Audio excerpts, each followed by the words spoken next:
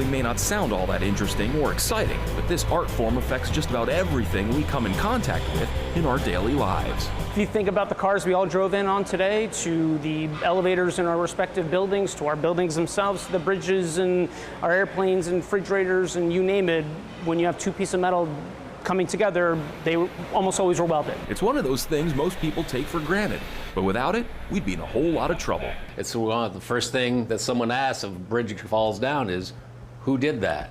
You know, who inspected that?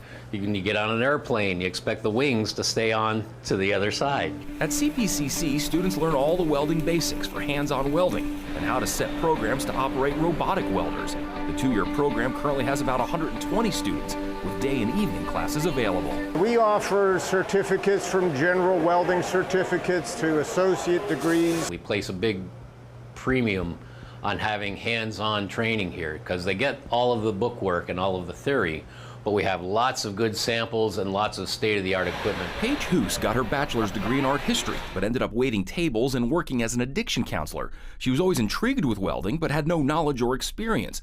3 years ago, she signed up for classes at CPCC's Harper campus, got her associate's degree last spring, and immediately found full-time work in the industry. I don't think it's anything that I would have foreseen for myself, but I got here and the teachers were amazingly kind, supportive, accepting. You know, I thought, oh, well, as a woman who's been out there doing things and is a little older, I wasn't sure that I was going to make it. Steve Gore heads up Central Piedmont's welding program. In 2001, he had an idea, so he called his counterpart, Robert Simpson, at Rowan Cabarrus Community College.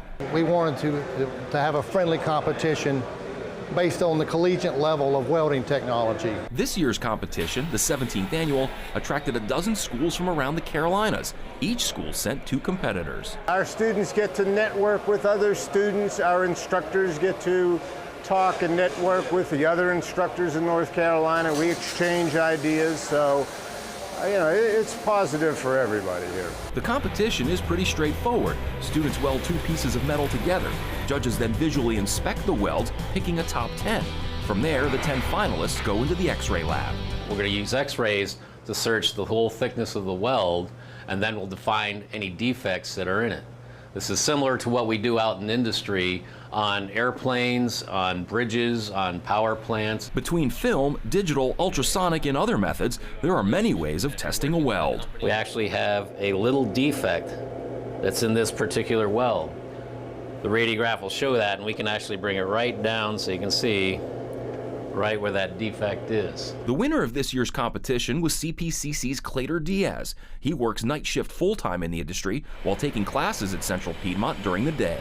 All these guys, that they've been practicing for this test, so pretty much you're going to treat it like one, and so that's what they did, and most of the guys, they brought their A game out here. Competition aside, all welding students each have something to look forward to, a job. There's over 300,000 welding jobs right now that aren't filled. But no one thinks about getting into it, and as a result, there's a real shortage of people in the industry right now. I get calls from companies every day looking for welders. Our challenge, my challenge, is to keep them in school and make sure they get that degree. Like many industries, the pay scale for welders runs the gamut, from entry level all the way up. I've heard of folks getting upwards of $23 to $26 an hour, right out of, be it a entry-level schooling or a degree creating opportunity for them. In general, annual salaries range from the upper 20s on the low end to mid-60s on the high end. Experience, location, the company, and the job itself are all variables. This is a really good industry for someone that is pretty sharp, has a little bit going on upstairs, but they also want to use their hands. They don't want to sit in a cubicle because you are going to go out, you're going to get dirty. So the next time you drive your car, ride in an elevator, or walk into a building, think about how much welding was a part of its construction. Chances are you wouldn't be in it without it. For Carolina Impact, I'm Jason Terza.